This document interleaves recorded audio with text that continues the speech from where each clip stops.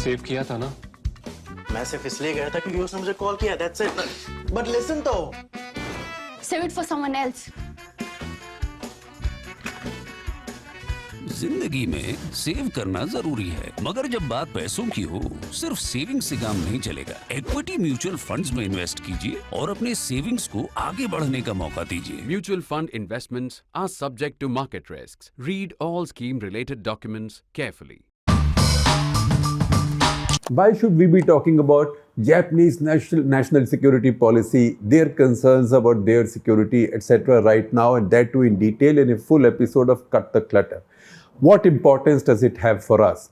I know that most of you know, I'm sure because it's been in the headlines, that the Indian Air Force and Japanese Air Force are going to hold an exercise just next year or next month, in fact, from Jan 16 to 26 at Hayakuri, Hyakuri, Hayakuri Air Base in Japan. It's a 10-day exercise. It's called Veer Guardian. So that's an exercise. We know that Japan, India are both members of the Quad with the US and Australia. But why are we so concerned or so interested in Japanese national security strategy? Because they have just released a document. If you read that document with its annexures, it's a sizable document. So you might say, all right, it's still the Japanese concern, but why are we so bothered? That's because of somebody called Xi Jinping. Now, you know what? We commentators, pundits, we write many things, we take many calls. Sometimes we go wrong. Terrible, it feels terrible, and we keep getting reminded by our readers, viewers that you got this wrong. But sometimes we also get it right. So sometimes when you do get it right, I know it is immodest, but you should also not be shy of saying that I got it right. So something that I've been writing, if you Google it, you will find it in a lot of my writings and also in the spoken word, even in some of the interviews I have done, including with the former US Secretary of Defense, Ashton Carter, unfortunately passed away not long ago. That interview was done in Imperial Hotel in Delhi. There, I've used a metaphor, and that metaphor is that the moment the Chinese start giving India trouble on our borders, because our borders have been silent for decades now, peace has held, but the moment the Chinese start creating trouble, this will wake up all of China's front yard, because all of the states in China's front yard with whom China harbors differences of opinion, in this case mostly over maritime boundaries, they will all get insecure that if the Chinese can start hassling India like this, when will they come to us? The fact is that Xi Jinping did not even leave much to chance, because around time he came for our throats, or he tried to come for our throats, and he's been stuck since then. We are also there since then in Ladakh. He also stirred up old dormant disputes with many of his neighboring countries, again in the front yard. That could be Australia. See right now the tussle that's going on between him and Australia over Pacific Islands, say Solomon Islands, Vanuatu, that's one example. With Japan over Senkaku Islands, remember we had a full episode of Cut the Clutter on that. Then with Taiwan, he's ratcheted up trouble with the Philippines, Indonesia, etc., Vietnam, etc., etc., etc. So Xi Jinping has got everybody concerned. Now, it is a result of this concern, in fact, we all know that the Quad came up, right? And Quad has Japan as its partner. So what Japanese think of their security right now is also integral to what the Quad thinks of its security. And it's also of that much more relevance to us in India. Again, what have the Japanese done? So the Japanese government, for the first time in its history, has come up with a national security strategy. Along with that, they've also released their national defense strategy and also defense build-up program. All three of them have been released together. This happened last week, Friday. Now we were waiting for stuff to come out. All these documents are quite sizable, so I did read these up. I also read up commentaries on these. I'm sharing links to these documents with you. They are too detailed, and like all such government documents, they are filled with platitudes as well. So you have to search for some nuggets here and there, which I've done for you. But also I've read up commentaries on this. So there are two readings in particular besides these documents that I am sharing with you. There is an article from Defense News and there is also an article from Military Technology. These are specialized publications. Also, because we are focusing on the military part of these three policies: national security strategy, national defense strategy, and also defense build-up program. Now, the key thing in national security strategy is I'm cutting out a lot of the faff and a lot of the fat and the platitudes. The key thing here is that the Japanese are talking about a counter-strike capability. Now, did you ever imagine Japanese talking about a counter-strike capability? Because so far, the Japanese were quite content to be defensive because their security was outsourced to America as part of the Yoshida Doctrine. And I will just come to the Yoshida Doctrine and explain to you in some detail. So they thought the Americans will come and protect us. They just wanted coastal defenses and other such defenses to provide a kind of complementary defense or supplementary defense for their nation and their islands. But the Chinese over the past couple of years have really been building up tension over Senkaku Islands. Plus, as the Chinese now come into Taiwan or target Taiwan, not come into Taiwan, that was wrong usage on my part. As the Chinese now target Taiwan and increase their provocations, remember that from the other coast of Taiwan, there's one coast of Taiwan that faces China, the other coast of Taiwan, the Japanese islands with the Chinese corvette are not that far away. So those exclusive economic zones, etc. also mix up. So the Japanese also see Taiwan's defense as integral to their own defense. It's a frontline state for them, and the Japanese lately have said that they will play a role in Taiwan's defense if push comes to the shove. Now, in that situation, the Japanese are asking for a counter-strike capability. That is something we had not imagined. What does this strategy say? What does the document say? And I quote from the document, quote, "There have been dramatic advances in missile-related technology, including hypersonic weapons.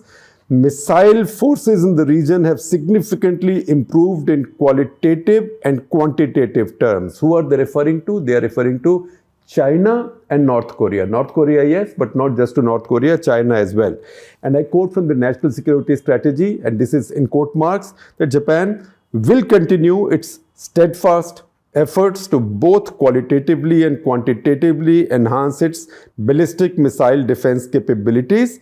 And then the policy document goes on to say that this has become increasingly tough with the existing resources. That is to defend Japan against missiles, Japanese mainland in particular, against missiles has now become increasingly tough with what Japan already has. So Japan needs to upgrade its ballistic missile defenses. Then the policy says that Japan now needs weapons that can hit enemy territory, which would, and I quote again from the policy, enable Japan to mount an effective counter-strike against an opponent to prevent further attacks. And then the policy goes on to explain what the Japanese are worried about. And they say they take inspiration from what's happened in Ukraine. That if Ukraine had these capabilities, then Russia would not have invaded Ukraine. So the Japanese now want these capabilities. Who are they trying to deter? They are not trying to deter North Korea big time. They are trying to deter essentially the Chinese. What this does is, 1956 policy was not to build any formidable military capability on Japan's part, particularly not a counter-strike capability. That has now been dumped quite decisively, and again the example quoted is Ukraine's predicament. So what is this going to lead to? This is going to lead to Japanese investing 43 trillion yen, that is about $315 billion additionally over what their defense budget is right now. What this would also mean that Japan's annual defense budget will now go up to 2% of Japan's GDP. And Japan's GDP, Japan is not a very large country. It's just 12.5 crore population and declining, which the Japanese are very worried about. But the fact is that with almost a $5 trillion economy and just 12.5 crore population, Japan is a very wealthy country. And this economy, which today is almost little less than twice as large as India's. So far, Japan had confined itself to spending only 1%, up to 1% of its GDP on defense. That's a policy that came in after 1951 as part of the Yoshida Doctrine, which I will explain to you. That has now gone up to about 1.5%, and it will go up to 2%. So this is the Japanese economy, the mighty Japanese GDP. 2% of Japanese GDP is going to be a lot of money. And remember what? Most of this money will go towards buying new equipment, new capabilities, new technologies, because the Japanese do not have such a big salary bill and a pension bill. Japanese armed forces all together now is less than 2.5 lakh people. That is less than a sixth of India. So much of it will go into buying new firepower and new capabilities for the Japanese defense forces or the Japanese armed forces. If these budget promises are met, and Japanese Prime Minister has now said that he's going to go to 2% of GDP, then by 2027, both in spending, defense spending and firepower, Japan will become the third strongest military force in the world. So if you look at today's values, by 2027, at today's values, Japanese defense budget will come to about $77 billion. Today, India's is about $75 billion, the bulk of which goes into salaries and pensions, etc. But that besides the point. The fact is that the Japanese economy will grow, Japanese inflation will be lower than India's inflation. So all calculations tell us that by 2027, Japan will be spending more on its defense than even India with so many other problems. And Japan will be the third largest spender and also be holding the third strongest firepower in the world. Now that is something the Chinese are taking notice of. They must take notice of. At the same time, India should also take notice of, not because the Japanese are going to be a threat to India, but because this also helps balance China. This also forces China to look somewhere else, not just look at countries that they might consider militarily weaker to them and who do not have security alliances with the other big powers. Japan, on the other hand, has its security guaranteed by the Americans. Now, what will the Japanese buy from all this new money that they get? They want to buy new Tomahawk missiles with longer range because their concern is the Chinese coming in on their ships to invade them. They also worry about the Russians because they also have a dispute on the other side of the islands, of their big islands, with the Russians over what is called as the Kuril Islands. So Russians have been making claims there, and Putin has been more aggressive with those claims. That also featured in a full episode of Cut the Clutter some time back. Now they'll buy Tomahawks, they will also buy air-to-surface standoff weapons and also surface-to-air, long-range surface-to-air guided missiles. Also, they want to increase the range of their land-based missiles to 1,500 kilometers. That is basically so that they can target a Chinese ship very far away from their coasts. They don't have such a threat from any other country. They are also going to invest in hypersonic weapons, unmanned aerial vehicles. Also, they are collaborating with Britain and Italy to build a new 6th generation 6G fighter FX, and this will be built by Mitsubishi. So Mitsubishi in collaboration with Britain and Italy. Money is being allocated for that also. Plus there's going to be a lot of allocation for cybersecurity and space. So we told you about the Yoshida Doctrine. What is Yoshida Doctrine? Shigeru Yoshida was a Japanese statesman, the first Prime Minister of Japan from 1948 onwards. You know, Japan in 1945 was defeated by the Allies, mainly by the Americans at that point. And then it changed direction. It redefined itself, its nationalism, its national priorities. So Shigeru Yoshida was the Prime Minister from 1948 to 1954. And he came up with an idea that Japan should focus on its economic development, become a big economic power, use economic diplomacy to project its power and influence globally, but leave the military defense, leave its military defense to the Americans. Now that was not to be a permanent policy because Xi Jinping arrived on the scene in 2014 and he appended all the existing arrangements. So after that, everybody thought that they were left to fend for themselves. We know that in India, as soon as he came on a visit, His troops came into Chomar, and after that Doklam, etc., etc. Other countries have subsequently seen similar problems, not as grave as, say, India has done, but they've all seen it. And that's the reason they've all been making their own preparations. And this is a part of that. Now that Yoshida Doctrine is completely over, the Japanese will pay for their defense. In fact, in the National Security Strategy, I am fascinated to read several passages. See that, read the whole document. Several passages where the Japanese are worried about their people. One, they are worried about their declining population. So they've appointed a new minister, that is Masanobu Ogura, who used to be Minister for Loneliness and Isolation. Japan's an unusual country. It also has a high suicide rate. So there was a Minister for Loneliness and Isolation, but he also has the charge now for increasing birth rates in Japan.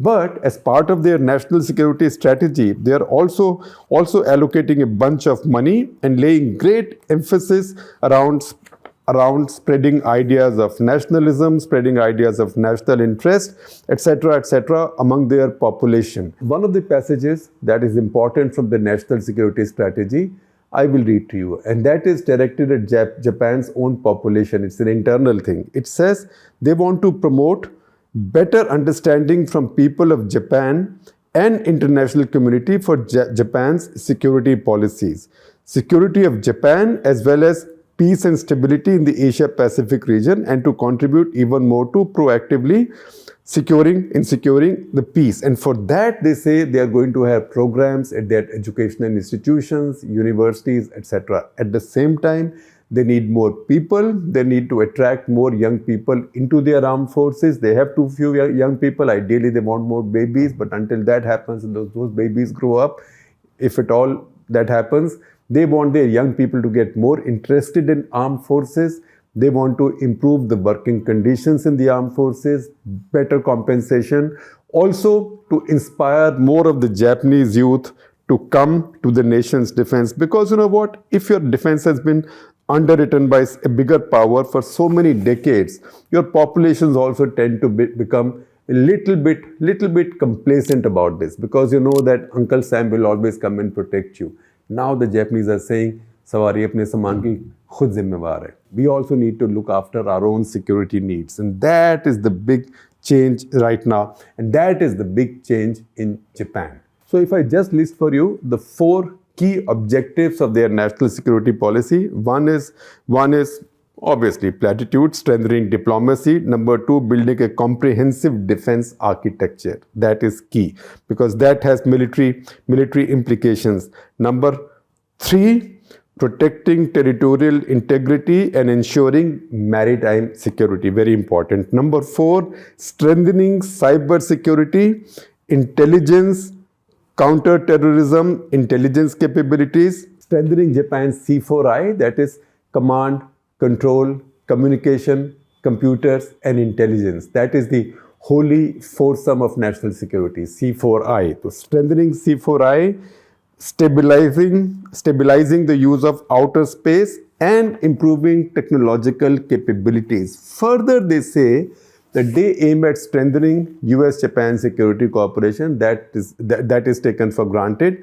And then they list partners for peace and stability in the international community. And who are the partners? That's where India finds a mention. So Republic of Korea, Australia, ASEAN, and India. These are countries with which they say they share universal values and strategic interests. And then there is another gem that I pick out of this national security strategy. They say that they will now use ODA.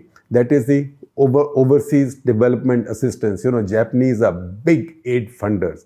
They also give really cheap loans to countries to build infrastructure. Our bullet trains, our metros, for example, are mostly being built by money lent to us by the Japanese. So they say they will now use their ODA or overseas development assistance for strategic purposes. So to me, that is one of the strongest takeaways from these documents. So once again, I'm sharing the documents with you. The 2 earlier episodes of Cut The Clutter that I had done, that is on Senkaku Islands with the Chinese and Kurils with the Russians. We will repurpose them, shorter them a little bit, and maybe rerun them over the next couple of weekends so you can refresh your knowledge and memory as well.